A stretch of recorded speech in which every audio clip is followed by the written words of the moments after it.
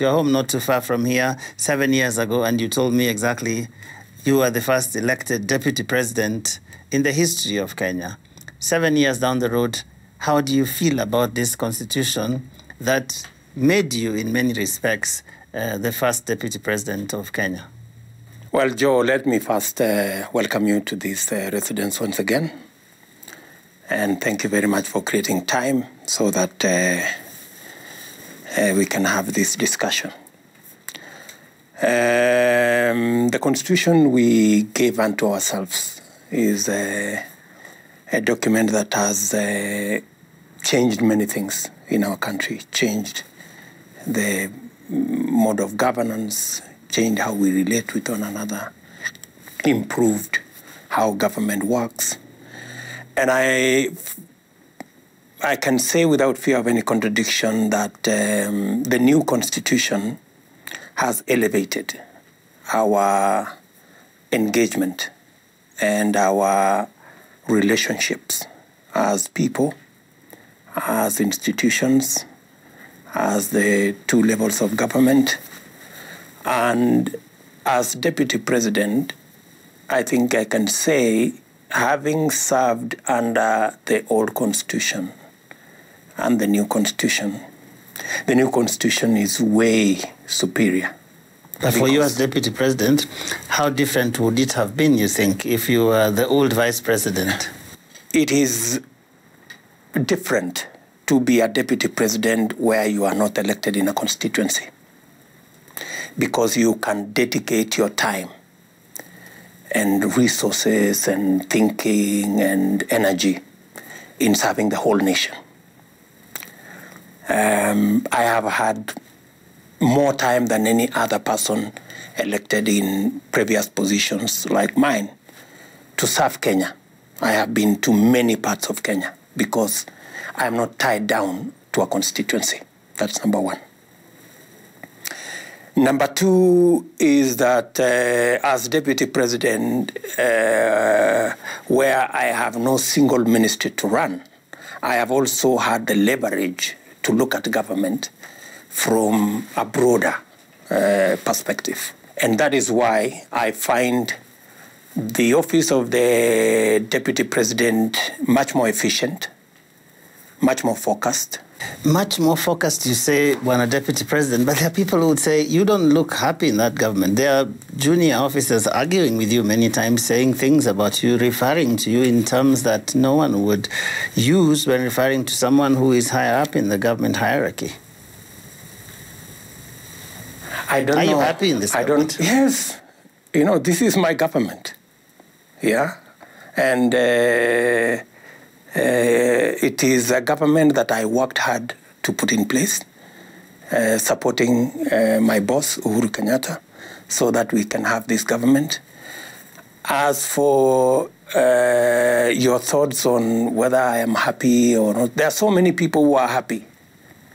There are so many people who are unhappy. And it is not the circumstances. It is how you treat the circumstances around you that determines whether you are happy or not. I mean, I'm not bothered. I'm not bothered about junior people who call me names, because I would really have wasted a lot of my very valuable time thinking about small people with insults. I am more focused about what Kenya requires of me, what the 8 million plus Kenyans who voted for us, what the 40 million Kenyans in Kenya expect out of their government. But that sounds like dysfunction where junior people can answer back to their seniors in the same government. Surely there's something wrong with that, isn't it? There is something wrong with the juniors who insult their seniors. Absolutely. But, you know, that you should ask them, those junior people. No, I was just following up. But I'm not bothered myself about them. It's their loss. But, Deputy President, why I was raising that is because you seem to think this government has functioned very efficiently, but some people see that as dysfunction, that it's... In fact, the other day, one of the newspaper headlines referred to you as a spectator. Please clear the speculation today. What is your status in the government right now? You know, so many things have been said about me in the last 2 years. A spectator. I have been called a guy who is running an office, a big office without power, all manner of things. But that is for those who are making those descriptions. They don't know about what I do. They don't know about where I stand. I want to tell you, for the avoidance of doubt, Joe, the job I do is a constitutional duty to assist the president in the execution of his duties. Any assignment that had been assigned to me by the president, I have carried out. And I have done it with commitment and dedication. Do you have challenges of relationship? You have challenges here of relationships. You have challenges of style. You have challenges of how people want things done. And you have to manage that. It's part of the doing of the job. You know, we are, as I say, politics is different from a church service. A church service, when you say, let's rise up, everybody rises up. In politics, it's different. Take us through what has changed when a deputy president, because we were in this country when the two of you came to power. You seemed to have a very public camaraderie. People would see you sometimes even wearing the same shirts and ties. We don't see that anymore. Are you telling the country tonight that nothing has changed in that relationship from day one to today, 2020? Maybe the style could have changed. You know, maybe it's not always that you do things the same way.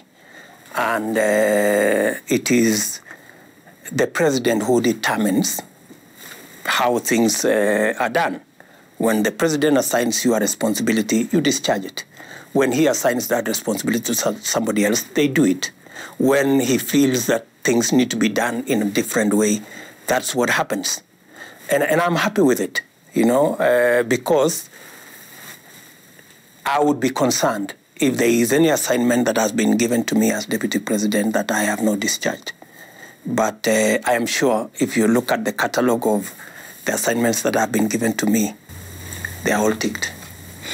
Your supporters don't seem to be very happy. At least people we know who support you, even in both houses of parliament, we've seen them come out and say the deputy president is being mistreated, is being sidelined, is being ignored. We saw them even just a couple of days ago.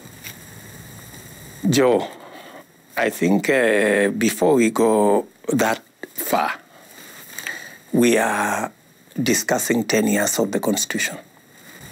And it is the Constitution that made you the deputy president in the manner it is. So I'm just trying to figure out how it is working 10 years later. There are, of course, because we are looking at the Constitution, if you ask me about what I think about the position of deputy president or indeed other deputies, especially deputy governors, because there is a lot of issues around those which some people have said maybe some people are idle, they're earning a salary and they're not doing any useful work. But I think that the framers of the Constitution left that space so that it is not rigid and it doesn't break, you know, so that whoever is, whether it's a governor or the president, knows they have somebody who can discharge some responsibilities for them and is given that position constitutionally. Do you think the framers perhaps should have thought about that, perhaps assigned specific duties to the deputy president? Would that have made your life a little bit easier? My life is easy, Joe. There are people who are complaining out there, but you haven't had me complain, have you? But they're your supporters. Surely it should concern you what's hurting your supporters. No. And this situation, the one you see around us between the president and myself, is an agreed position, you know. In our first term, we decided to do things in a different way. In our second term, the president chose to do things a different way. Which way is that? Which I respect. Which way is that you agreed about? No, I'm just saying which I respect. What you see, what you see, that I take a slightly backseat because we want to build the legacy of President Kenyatta. I think for the last several years, it was Ruto. And some people got concerned that maybe we should have Uhuru, because Uhuru is the president. And therefore, for Uhuru to stand out as the president, maybe we should scale down the Ruto part of the Uhuruto, so that Ruto can slightly take a back seat, do less, so that we can project President Uhuru as the leader of government, which is the case, right? I am the deputy president, and I know my place, right?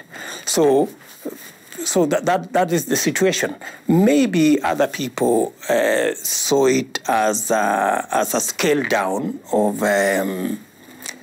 my duties, but if it is for the good, if it is so that we can have a legacy of the fourth president of Kenya, Uhuru Kenyatta, that I am comfortable with, and that is why I am not complaining, because that is something that we have agreed. Are you confident about the legacy that the president is going to leave? What is it going to be? We have a solid legacy as a Jubilee administration around infrastructure. What we have done in infrastructure is phenomenal. What we have done in electricity is phenomenal.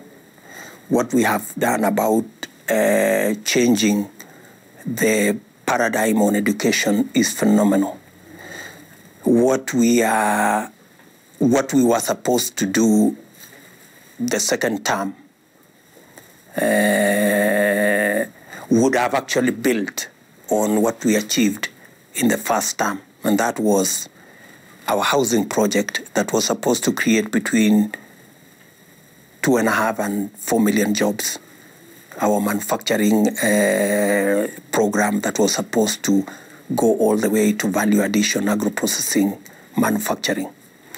Our universal health coverage that was supposed to get many people out of poverty, who are now spending an arm and a leg to try to manage their health budgets, and of course the whole area of food production.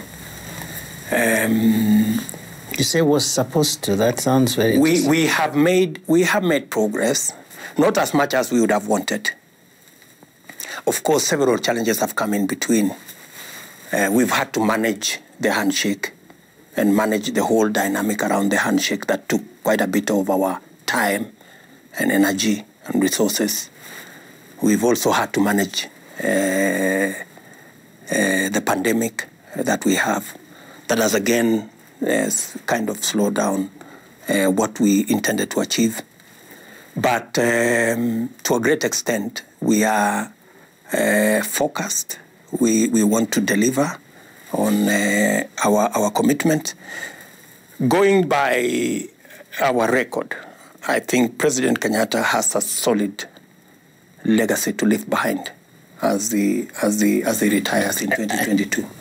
Thank you. I know you've spoken a lot about the handshake, and I will not dwell on that, but I just wanted to ask one question. How much of a disruption has it been? Because you seem to say it was one of the disruptions to the legacy idea that the two of you had. I think the handshake introduced a different dynamic, to the whole operation of government and management of issues, right? And of course, it brought a lot of politics with it. And a lot of politics has a way of charging the environment, creating a lot of negative energy. And that negative energy is what slows down, creates diversionary issues around what we were focused in achieving. But your boss seems quite happy about the handshake. I don't get the sense that he feels it's a disruption. Well, that's all fine, but I think you agree that we haven't driven as efficiently as we did in our first term. Great. There's one other issue that a lot of people had hoped the Constitution would sort out, which is the issue of corruption. And you have been speaking a lot lately about it, on especially the issue that is active and live, the KEMSA scandal. I remember about 2 nights ago, you had quite a number of tweets about it. How does that scandal make you feel? You seem to have very strong views about it. Corruption is a matter that President Uhuru Kenyatta and I, from the beginning, said we wanted to deal with corruption differently. We do not want to politicize. We do not want to sensationalize. We do not want to target people or target individuals or target communities. And that is why we concentrated a lot of our fight against corruption in making sure that institutions are working. We were assisted to a great deal by the new constitution that set up independent agencies that would deal with matters to do with corruption. And I remember in several meetings, we had discussions on how to improve personnel, remuneration, resources that are available to all the institutions that are charged with governance. And that is how we focused.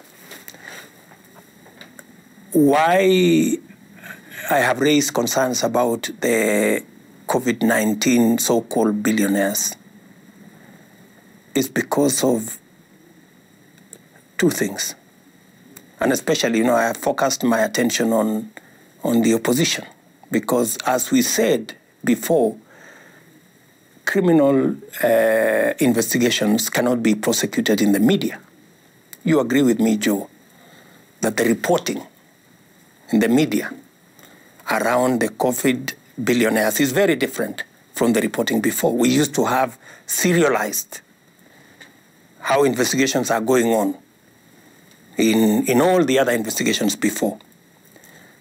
Now, the opposition is telling us, don't sensationalize. That's quite a shift.